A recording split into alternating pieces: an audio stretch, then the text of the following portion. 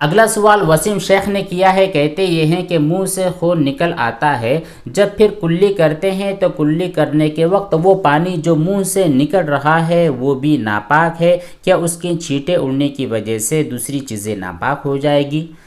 دیکھیے، جب بھی آپ نجاست اور ناپاکی کو دھونے کی کوشش کرو، چاہے وہ نجاست آپ کے جسم پر ہو، کپڑے پر ہو، یا آپ کے منہ سے خون نکلا ہو، یا پھر منہ سے کوئی نجس چیز نکلی ہو جس کی آپ صفائی کر رہے ہو، تو اس وقت ہمیں ضروری ہے کہ ہم بالکل احتیاط سے کام لیں۔ احتیاط سے کام لینے کی وجہ سے وہ چھینٹے ادھر ادھر نہیں لگیں گے۔ بہت سارے دوستوں کے سوالات صرف اس موضوع اور اس عنوان پر آ رہے ہیں کہ ہم چھینٹوں کی وجہ سے بڑے پریشان ہو چکے ہیں۔ کبھی کوئی صاحب یہ کہتے ہیں کہ ہم جس وقت واش بیسن میں ہاتھ دھوتے ہیں تو وہاں کے چھینٹے اڑتے ہیں، اب وہ چھینٹے اڑنے کی وجہ سے ہماری فلاں چیز پاک ہوگی یا ناپاک ہوگی۔ اسی طرح کوئی لوگ یہ کہتے ہیں کہ جب ہم وضو بنا رہے ہوتے ہیں تو وضو کے چھینٹے اڑتے ہیں۔ بہت ساری خواتین کہتی یہ ہیں کہ ہم برتن دھو رہے ہوتے ہیں، کپڑے صاف کر رہے ہوتے ہیں تو اس کے چھینٹے اڑتے ہیں۔ تو یہ جو چھینٹوں کا معاملہ ہے یہ بہت زیادہ گمبھیر بھی ہے اور بہت زیادہ ایسا بھی ہے کہ آپ نے کیئر نہیں کرنی ہے۔ دیکھیے، جو بھی چھینٹا اڑتا ہے وہ ناپاک ہوتا ہے، یہ ضروری نہیں ہے۔ بہت ساری دفعہ ہم ایسی چیزوں کو دھو رہے ہوتے ہیں جو عین نجاست اور ناپاکی نہیں ہوتے ہیں، صرف گندی ہوتے ہیں۔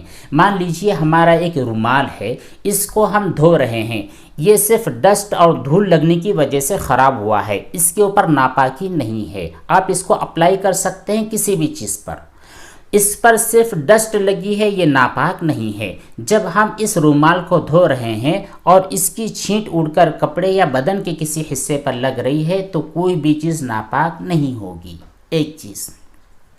دوسری چیز یہ ہے کہ جب ہم یہ رومال دھو رہے ہیں اور اس کے اوپر کوئی عین نجاست لگی ہے، یہاں پر کوئی گندگی اور ناپاکی لگی ہے، اور آپ اسی ناپاکی کو دھو رہے تھے، اتنے والے حصے کو آپ دھو رہے تھے جبکہ اتنے حصے پر ہی نجاست لگی ہے، تو یہ دھوتے ہوئے جب اس ناپاکی کے اور گندگی کے چھینٹے اڑیں گے تب وہ چیز ناپاک ہوگی جہاں پر اس کے چھینٹے لگیں گے۔ اور وہ بھی دیکھنا یہ ہوگا کہ اگر یہ چھینٹے بالکل معمولی سوئی کی نوک کے برابر اڑے ہیں یا پھر 1 درہم سے کم مقدار میں چھینٹے اڑے ہیں تو پھر وہ جگہ جہاں جہاں پر چھینٹے اڑے ہیں دھونا ضروری نہیں ہے۔ البتہ اگر آپ دھو لیتے ہو تو ایک افضل کام ہے، بہترین کام ہے۔ ایک دوست نے یہ بھی سوال کیا تھا کہ مفتی صاحب آپ نے یہ کہا ہے کہ جو 1 درہم سے کم والے چھینٹے ہوتے ہیں وہ معاف ہے، مطلب یہ ہے کہ وہ ناپاک ہی نہیں ہے۔ تو یہ بھی چیز اچھی طرح سمجھ لیں کہ جو ناپاکی کے چھینٹے اڑتے ہیں وہ 1 درہم سے کم ہو تب بھی وہ چھینٹے ناپاک ہی ہوتے ہیں۔ ناپاک ہونا ایک الگ چیز ہے اور دھونا ضروری ہونا ایک الگ چیز ہے۔ بہرحال اس ناپاکی کو دھوتے ہوئے اگر کوئی چھینٹا اڑ جاتا ہے، مان لیجئے یہاں پر ایک چھوٹا چھینٹا اڑا ہے اور وہ چھینٹا 1 درہم سے کم ہے، تو وہ چھینٹا پاک نہیں ہے، ناپاک ہی ہے۔ یہ الگ ہے کہ اس کو دھونا ضروری نہیں ہے۔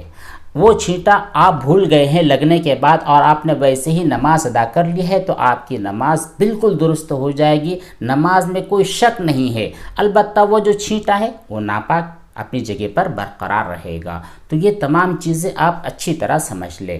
تو آپ نے جو کہا ہے کہ کلی کرنے کے وقت جو چھینٹے اڑتے ہیں تو اس کا حکم کیا ہے، تو ظاہر بات ہے منہ میں خون ہے، اس خون کے جو چھینٹے باہر آئیں گے پانی کے ساتھ لگ کر تو وہ چھینٹے بھی لامحالہ یقینی طور پر ناپاک ہی ہوں گے۔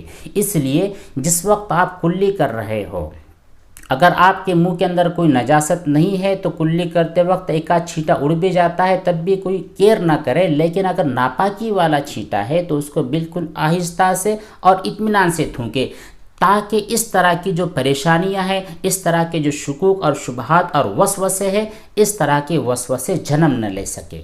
تو بہرحال اگر آپ نے کلی کی ہے اور کوئی چھینٹا اڑ گیا ہے، 1 درہم سے کم ہے، تو اس صورت میں اس کا دھونا ضروری نہیں ہے، البتہ دھو لینا افضل ہے، بہتر ہے۔ اور اگر وہی چھینٹے 1 درہم تک پہنچ جاتے ہیں تو پھر اس صورت میں ان چھینٹوں کے دھوئے بغیر آپ نماز نہیں پڑھ سکتے۔ نماز ادا کر لی تو نماز صحیح نہیں ہوگی۔